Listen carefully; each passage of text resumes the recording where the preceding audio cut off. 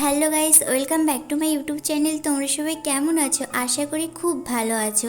যাই হোক, আমি এই হুকগুলো আর কিছু ফটো ফ্রেম অর্ডার করেছিলাম। তো এই অর্ডারটা চলে এসেছিলো, ওই জন্য আমি পার্সেলটা আনবক্সিং করছিলাম। দেখছিলাম যে সব ঠিকঠাকভাবে এসেছে কিনা। মানে কিছু কিছু প্রোডাক্ট না খারাপ আসে, আবার কিছু কিছু সময় ভালো আসে অর্ডার করলে।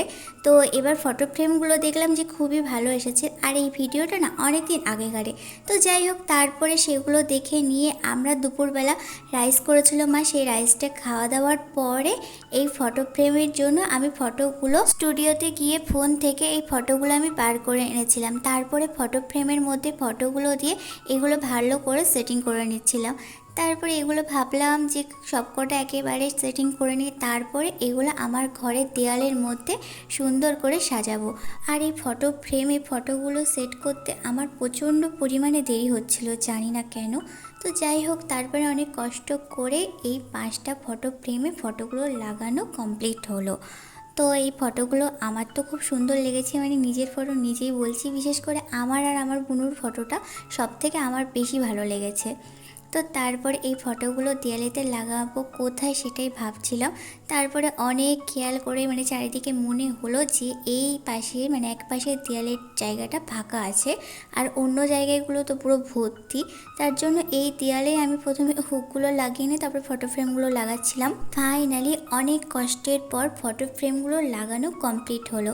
তো পুরো ঘরটা চলো আমি ঘুরিয়ে দেখিয়ে নিই তোমাদের কেমন লাগছে।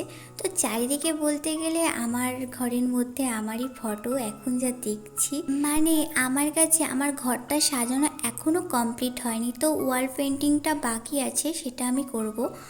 তো সেটা তখন আমি ভিডিওতে বানাবো। যাই হোক, তারপরে এইসব করতে করতে না সন্ধ্যা হয়ে গেছিলো কখন। তো সন্ধ্যাবেলা আমি তো বলেইছি আমার মুখরোচক কিছু ভাজাভুজি না খেলে না ঠিকঠাক আমার ভালো লাগে না। তার জন্য না আমি পেঁয়াজি বানিয়ে নিয়েছিলাম। মানে পেঁয়াজ মাত্রই আমার ভালো লাগে, কাঁচা পেঁয়াজ হোক বা ভাজা পেঁয়াজ বা পেঁয়াজের কোনো তরকারি বা পেঁয়াজ দিয়ে তরকারি, এমনকি পেঁয়াজের পকোড়া বা পেঁয়াজি যাই হোক না কেন, আমার পেঁয়াজ মাত্রই ভালো লাগে। ওই যে বললাম। তো যাই হোক, তারপরে এই পেঁয়াজিগুলো ভালো করে সুন্দর করে আমি ভেজে তুলে নিয়েছিলাম। তো পেঁয়াজিগুলো ভাজার সময় না সত্যি বলতে যার যে জিনিসগুলো ভালো লাগে খেতে তো বেশ ভালোই লাগে, তাই না? তখন একটা তো খেয়ে নিয়েছিলাম। তারপরে দেখো পেঁয়াজিগুলো তো দারুণ হয়েছে। তো আমি তার এই পেঁয়াজিগুলো খেতে থাকি। আর তোমাদের যদি ভিডিওটা ভালো লাগে অবশ্যই লাইক কমেন্ট শেয়ার করবে, আর সাবস্ক্রাইব করতে ভুলবে না। টাটা।